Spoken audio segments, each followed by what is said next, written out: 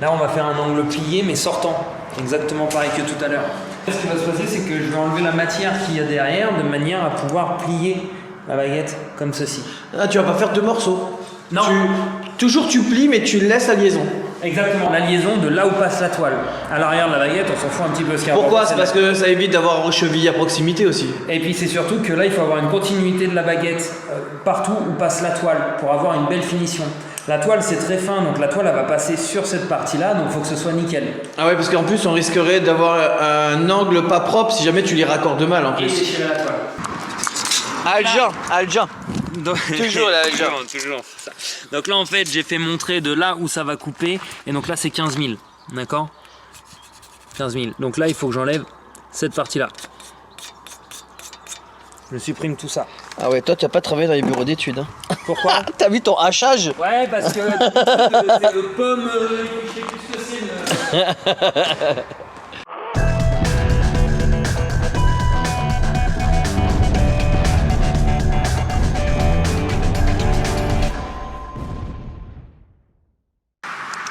Petite astuce là qui est réglée, et donc en fait ça j'ai ma butée en profondeur. Là quand je descends, la vis elle est réglée de manière à ce que ça vienne buter, et ça c'est réglé pour la profondeur que j'ai besoin sur ma baguette. Là je coupe entièrement, là c'est ma butée. C'est tout con mais c'est hyper pratique. Mes traits, dans là, voilà.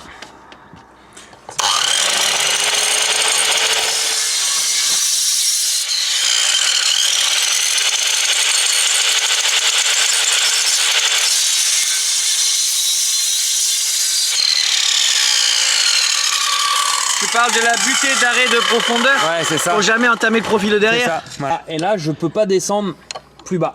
Et comme ça, il est réglé à une certaine profondeur. Mais ce qu'il y a, c'est que je suis pas sûr qu'il y ait beaucoup de gens qui savent. À quoi ça sert? C'est ça. Ben, moi, je savais pas au début. Hein. Et tu t'es rendu compte que c'est une connerie, t'as cherché une solution, t'as dit merde, elle y était en fait ta solution. C'est ça, je pense qu'il y a plus pratique quoi, si on a un gabarit. Donc là, on retire le surplus de matière. Parce que quand on va plier, il y a un surplus de matière. Ensuite, toujours le limage. Donc là, on va limer les épaisseurs de manière à pouvoir démonter la toile. Hein. Toujours pareil, on est à un angle sortant, mais il faut qu'on ait la possibilité de démonter la toile. Donc on fait une encoche. Ouais. Tu vas voir l'encoche, je vais faire pareil de l'autre côté. Je suis obligé de retourner la baguette. Allez. Enfin, gymnastique, mais... Du côté gauche, du côté que t'aimes pas. Ah, pareil, en taille, et puis comme ça, on pourra démonter. Voilà, comme ça on voit bien. Ok. Ensuite, on va limer de manière à pouvoir plier. Là, c'est exactement pareil que sur l'autre face. Si on lime pas, on va se retrouver avec un surplus de matière et notre arrondi, il sera dégueulasse. Donc là, on va faire une belle encoche dans le milieu. Comme tu avais fait sur le premier profilé. Voilà, sur l'avant. Au moment de tourner, tu avais fait une encoche pour tourner correctement. Voilà, là, on est sur l'arrière. C'est qu'on n'a pas besoin de beaucoup de matériel. Non. Mais la lime, c'est quand tu fais du plafond, c'est ta meilleure amie parce que c'est là que tu arrondis entre guillemets tous les petits angles de manière à pas déchirer la toile parce que hop, c'est la lime de sécurité. C'est ça. Et la pince là va nous faire un angle. Donc là on tourne un petit coup de poignet. Hop.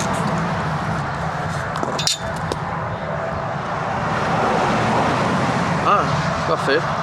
Nickel. Ouais, et puis le petit intérieur, on voit bien pointe à pointe. Voilà. Et donc là, tu vois clairement que là, ça va être beaucoup plus facile de démonter la toile sur cet arrondi-là. Ah, okay. Tu t'emmerderas moins à l'installer aussi. Ouais. Et là, on est parfait. Et donc du coup, maintenant, on n'a plus qu'à aller le positionner et puis tracer notre longueur. Par contre, tu n'as pas fait de retour qui fasse aussi le retour ici. Pourquoi pas faire entièrement? Eh ben, pourquoi pas faire entièrement? Parce qu'après on est sur la pierre en moellon et du coup on utilise un autre profil parce qu'on va se fixer dans le tasseau bois. Sinon t'as entièrement raison, quand on a une succession d'angles comme ça on peut prendre un morceau et puis on peut faire 3-4 angles d'affilée. Comme ça on est sûr du maintien par rapport à la tension quoi. C'est ça. Ça arrive des fois les têtes de cloison, moi je les passe en une seule baguette. Et tu fais un contour carré quoi. Je fais deux angles sortants d'affilée quoi. Et là où t'es content c'est quand ta baguette vient pile dans ta tête de cloison, là tu vois que ça serre. Tu dis, ça c'est du travail de pro. Hein. Et puis après, celui d'après, il manque 3 cm, c'est l'excès de confiance. Impeccable. Donc après, on la fixera au trait. Et donc là, Maintenant tu prends la mesure là-bas. là je la trace carrément, et puis comme ça j'ai plus qu'à découper. Hop. Et donc là, comme on a un tout petit retour, ici on va couper un angle rentrant et puis un angle sortant, et on va les mettre juste l'un contre l'autre. Et ma toile, je la commande toute droite, et du coup on va l'enclencher dans la toile et elle va suivre le décroché. Et puis là, de toute façon, tu as ta baguette qui fait 8 mm. Donc t'imagines, donc là tu fais 8 mm dans l'angle sortant, tu fais 8 mm dans l'angle rentrant. Là, je sais même pas si on a 1 cm, donc c'est pas possible de faire tourner ta baguette. Ouais. De toute façon, on a un jeu de 1,5 cm, on a dit sur la toile. De tension sans avoir besoin de mettre de métal. Maximum autorisé. En épaisseur, on peut aller jusqu'à 2 cm en épaisseur. Ok. Donc par exemple, si j'avais une épaisseur de cloison qui faisait 2 cm, moi je commande ma toile tout droite. Pas besoin de la découper aux formes de la pièce. Ok. Là ici, la toile elle sera commandée toute droite, et par exemple de l'autre côté, là ici elle sera commandée avec un angle sortant puis un angle rentrant, elle sera déjà découpée. Ouais, parce qu'on a dépassé les 2 cm. Ouais, on a dépassé 2 cm, on en a 10 je pense. Mais là on voit la différence quand même entre 2 et 10. Voilà.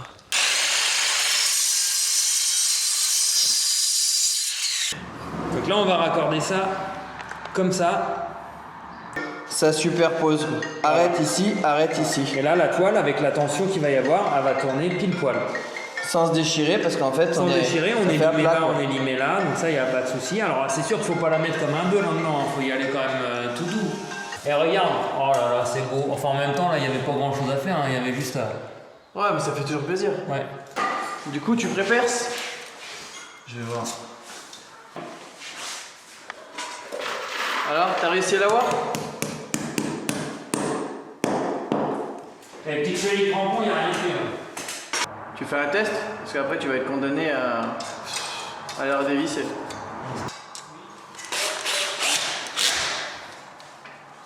Parfait. Ok. Tu m'as appelé? Hein? Tu m'as appelé? Quand j'ai dit parfait, c'est ça? C'est ça. C'est un forêt béton. Forêt de béton, ça fait. Forêt de béton, 2 taillants, ça l'a fait. En fait, à partir de 3 taillants, c'est béton armé. 2 taillants, c'est chape. Ou béton sans ferraille.